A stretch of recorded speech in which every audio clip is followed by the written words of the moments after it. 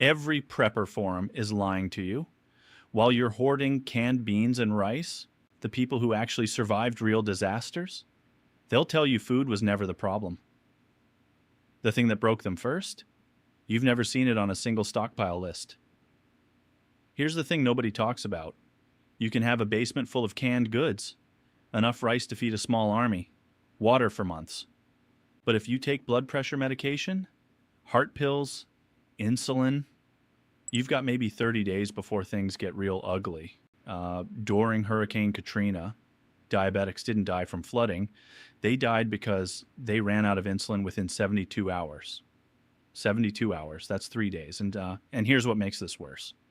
About 66% of Americans over 65 take 4 or more prescriptions daily, yet fewer than 12% have even a 2-week backup supply. So what do? Ask your doctor for a vacation override prescription. It's completely legal. It's like gets you an extra month's worth of critical meds. Then rotate your stockpile every 6 months. Oldest pills first, like a grocery store rotates milk. Because stopping certain medications cold turkey, that can kill you faster than starvation ever would. But medication isn't the only invisible killer in your prep plan. After the 2003 Northeast blackout, 55 million people learned something the hard way. Their debit cards, useless within 4 hours.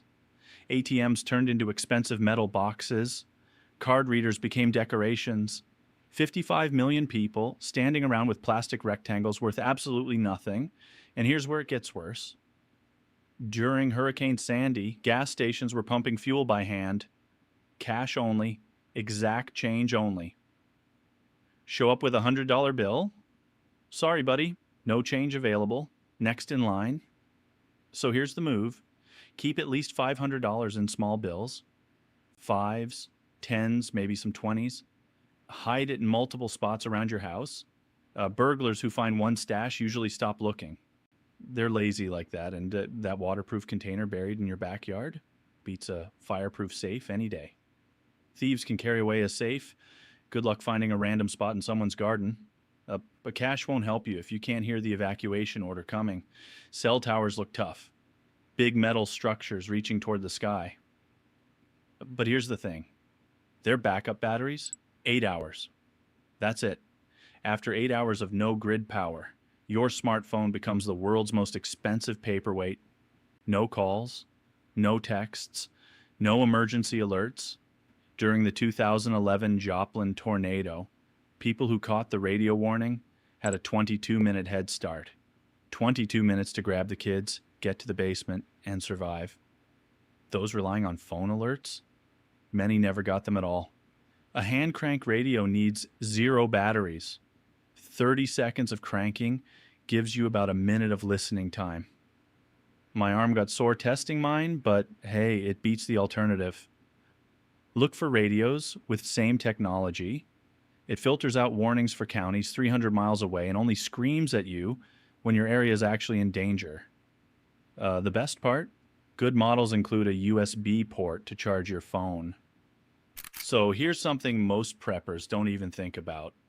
A portable air conditioner. I use mine all the time, emergency or not. Keeps me cool, keeps my food from spoiling in the heat. It's cordless, super light, and I get like 10 hours out of one charge. Honestly, I barely turn on my regular AC anymore, and it's saving me a ton of money. Right now, it's 50% off if you grab it through the link in the description, or just scan the QR code on screen, and if you end up not liking it, there's a 90-day money-back guarantee. But trust me, you won't need it. And this thing's a beast. Speaking of keeping things safe from danger, chemical spills don't knock on your door. They just show up. When authorities yell, "shelter in place," they're not suggesting you close a window. They mean seal your house, like a submarine. And here's the problem. Most people don't have the supplies to do it. 4 mil plastic sheeting. That's the minimum thickness. Anything thinner rips the second you try to tape it up. Trust me, I learned this the hard way during a practice run. The smart move? Pre-cut sheets for every window and door before disaster strikes. During the 2005 Texas City refinery explosion, families who had already cut their plastic sealed up in under 10 minutes. Everyone else? 45 minutes of fumbling while chemical fumes crept closer. But here's a detail most people miss. Duct tape hates dust. It won't stick to dirty window frames. Keep alcohol wipes nearby to clean surfaces first. One roll of plastic also works as a rain catcher, wound covering, or ground tarp. Now, what happens when the toilets stop working? Nobody wants to think about this.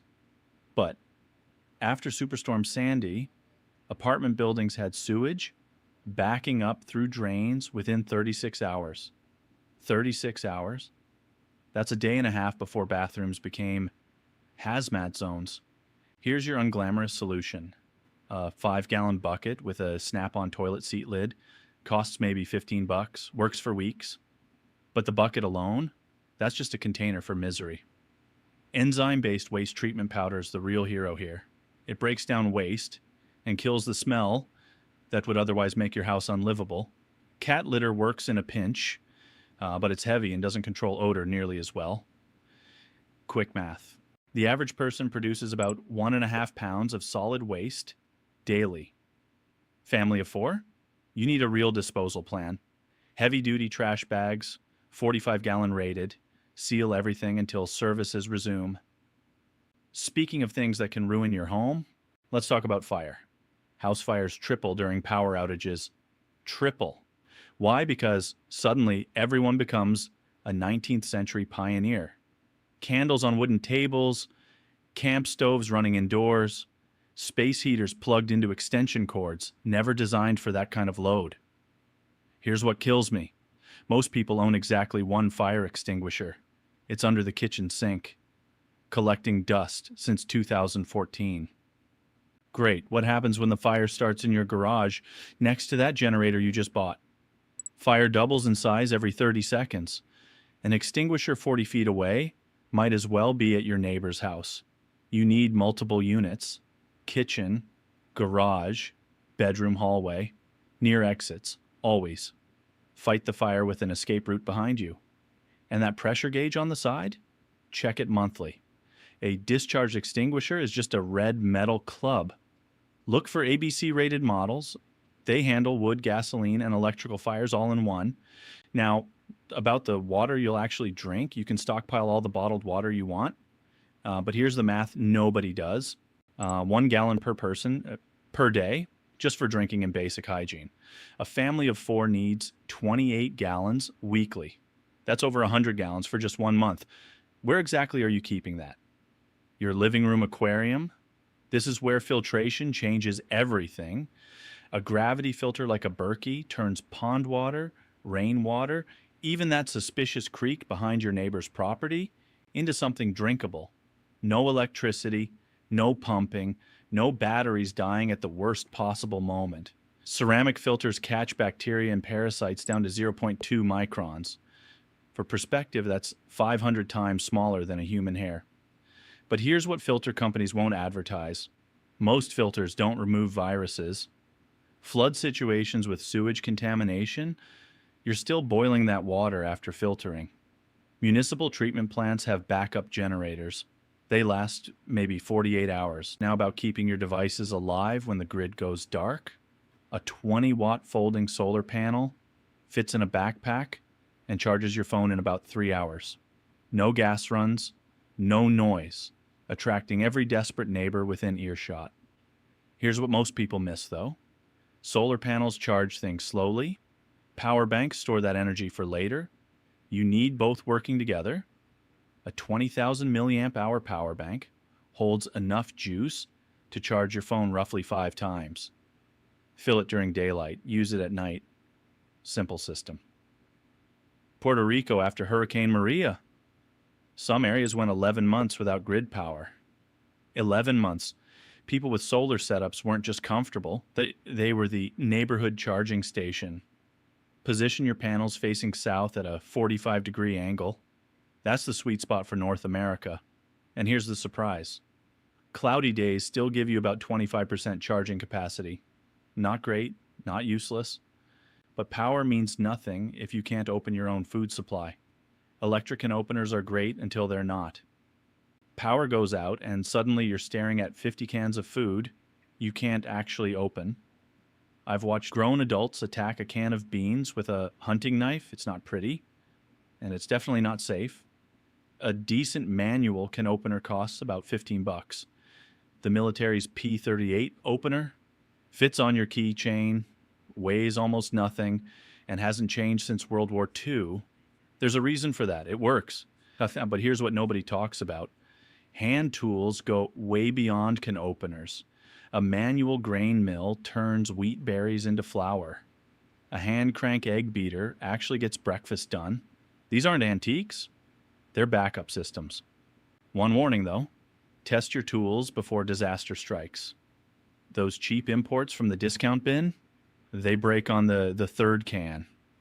Every single time. Now, opening cans keeps you fed, but what happens when you get hurt? Store-bought first aid kits are basically useless. Bandages for paper cuts? Great. But when someone's actually bleeding badly and the hospital's 3 hours away, those little adhesive strips aren't cutting it. Quick clot gauze stops severe bleeding fast. It accelerates clotting. Military medics swear by it. Israeli bandages do the work of 3 products in one: compression, wrap, and closure. All in a single package designed for real wounds, not playground scrapes. Here's something that surprised me. Butterfly closures and surgical glue can handle cuts that would normally need stitches. No doctor required. And speaking of doctors, during major disasters, ambulance response jumps from 8 minutes to over 45. That's a long time to wait with a serious injury. One more thing. Buy a real first aid manual. Because that CPR class you took during the Reagan administration, yeah, the techniques have changed. Now, medical supplies help you see another day. But what if you can't see at all? 75% of American adults need glasses or contacts, yet most people own exactly one pair. Think about that. You've got backup flashlights, backup batteries, backup everything. But the thing that lets you see, just one. Break those glasses during an emergency, and suddenly you can't read medication labels, can't identify people approaching your house, can't drive safely to evacuate. Here's the cheap fix. Those dollar store reading glasses? They cost $1 or $2 and work perfectly fine for close-up tasks. Keep backup pairs everywhere. Your emergency kit, your car. Maybe at a relative's house across town. And here's something most people miss entirely. A simple magnifying glass does double duty. Sure, it helps you read tiny print, but angle it right toward dry leaves on a sunny day? You've got fire. No matches needed. Your grandfather probably knew that trick. Funny how the old ways keep proving useful. Speaking of old skills, what happens when your phone's dead and GPS becomes a fancy paperweight? GPS satellites work fine during disasters, but your phone's dead battery turns that technological marvel into an expensive pocket mirror. Paper maps never need charging. They don't freeze in cold weather. Drop them on concrete, still works perfectly. Here's what most people miss. County-level maps show back roads that Google Maps pretends don't exist. Seasonal routes, creek crossings, old farm paths that could save your life when main highways become parking lots. During the 2018 Camp Fire in California, evacuation routes changed by the hour. People with paper maps found alternate escapes, while others sat trapped in gridlock. A basic orienteering compass costs under $20. Takes maybe 15 minutes to learn the fundamentals. Your grandfather used one. Worked pretty well for him. One tip that saves headaches later. Laminate your maps or stick them in Ziploc bags. Soggy, disintegrating paper helps absolutely nobody. Now here's something few people consider. What powers your car when gas stations can't pump? Gasoline has an expiration date. Most people don't know that. Fresh fuel from the pump starts degrading within 30 days. By month 6, it's turning into varnish. By month 12, you've got expensive liquid trash sitting in your garage. Here's where fuel stabilizer becomes your best friend. A $10 bottle of Stockpiling extends gasoline life to nearly 2 years, worth every penny. But storage matters just as much as treatment. Those red-approved containers exist for a reason. Gasoline vapors can travel, like really travel. Your water heater pilot light 50 feet away. That's close enough to ignite fumes. My neighbor learned this the hard way. Stored gas in his attached garage. Nothing happened, thankfully. But his insurance agent nearly had a heart attack during a routine home visit. 5 gallons of stabilized fuel gets you pretty far. About 100 miles of driving. 8 hours of generator power. Multiple days of chainsaw work. And speaking of disasters, here's something people discover too late about their own hands. Your hands are tougher than you think, until they're not. Tetanus infections spike after every major disaster. Why? People start grabbing debris like it's a Sunday yard sale. Rusty nails, broken glass, mystery metal shards. Your bare hands versus a collapsed fence? The fence wins every time. Leatherwork gloves rated for construction work cost maybe $15. That's cheaper than one emergency room visit for a puncture wound. But here's what most people miss. Safety goggles send more post-disaster victims to the ER than almost anything else. One tiny shard of who knows what, and suddenly you're navigating chaos with one working eye. N95 masks filter out mold spores from flood-damaged buildings. Steel-toed boots stop the nail that would otherwise sideline you on day one. And bright safety vests? They make you visible to rescue helicopters. Also prevent some panicked driver from turning you into a hood ornament. Speaking of things people forget, ever lost your only pair of glasses? Your birth certificate, passport, insurance policies? Where are they right now? If you said filing cabinet, congratulations. That filing cabinet is probably in a room that could flood, burn, or become completely inaccessible.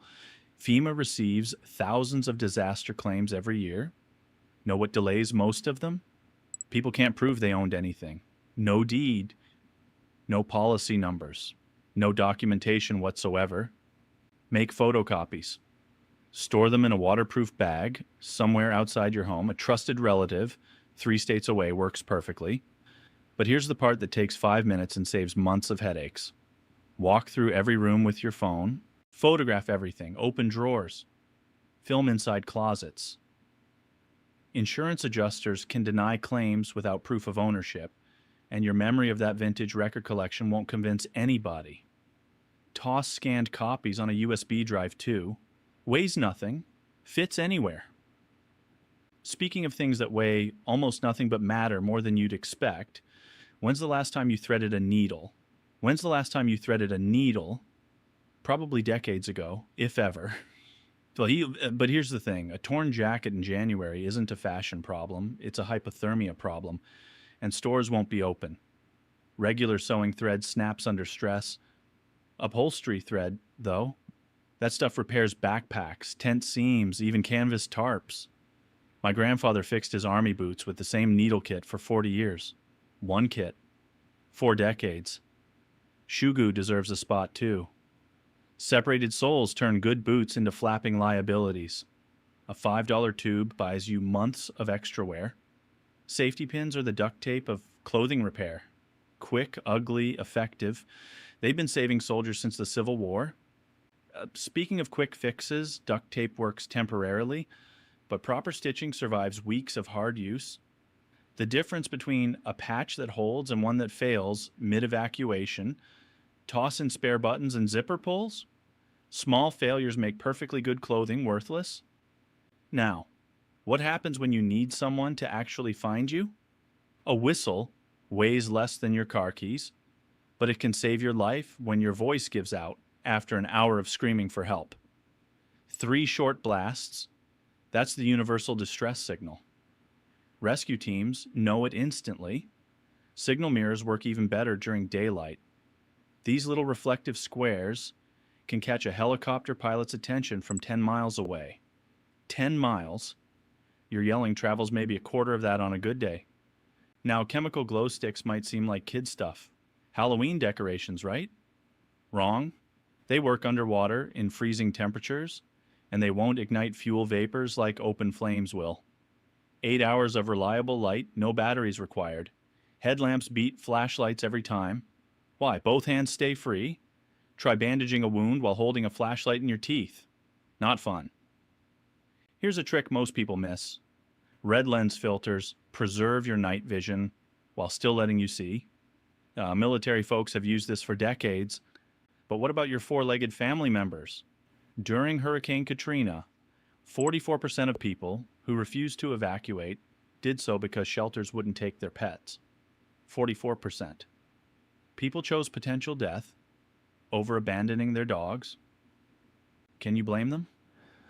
I wouldn't leave my cat behind either. Here's what most folks miss, though. Your pet needs their own emergency kit. Food, medications, vaccination records, and recent photos proving ownership. That last one matters more than you'd think. Shelters get flooded with lost animals, and "he's mine" doesn't cut it without proof. Collapsible carriers save space. They fold flat during normal life, then pop open when disaster strikes. And don't forget familiar items. A favorite toy or blanket reduces panic behavior dramatically. Animals feel disaster stress just like we do. They just can't complain about it on social media. 63 million American households have dogs, yet most emergency plans pretend Fido doesn't exist. Speaking of things we ignore during chaos, what about our own mental health? Psychological survival gets ignored. Big mistake. Here's the thing. Boredom during a crisis doesn't just make you uncomfortable, it makes you stupid. Anxious, restless people make terrible decisions. They wander outside during dangerous conditions. They pick fights with family members. They do dumb things just to feel something. A deck of cards weighs 3 ounces. 3 ounces? That tiny rectangle provides hundreds of hours of entertainment without batteries, Wi-Fi, or charging cables. Paperback books work in blackouts. Crossword puzzles keep minds sharp. Journals let people process fear instead of bottling it up until they explode. And kids? Kids without entertainment become tiny chaos agents. Suddenly, the adults who should be focused on safety are instead managing meltdowns about boredom. Studies consistently show that survivors who maintain small routines and leisure activities developed PTSD at dramatically lower rates. Pack a few photos of loved ones too. Psychological anchors matter. But speaking of dignity during disasters, let's talk about something nobody wants to discuss. Nobody talks about this, but here it goes. When toilets stop working, dignity disappears fast. A pop-up privacy shelter costs about $30 and weighs under 5 pounds. Sounds silly until you're squatting behind a bush while neighbors watch from their porch. These little tents fold down smaller than a loaf of bread. Setup takes maybe 2 minutes. But here's what really matters. Family conflict explodes when bathroom privacy vanishes. I've seen grown adults have screaming matches over who gets to use the bucket next while everyone watches. It's not pretty. Elderly folks need this even more. Catheter changes, ostomy bag situations, medical stuff that requires privacy. Without it, some people simply stop taking care of themselves properly. One warning though.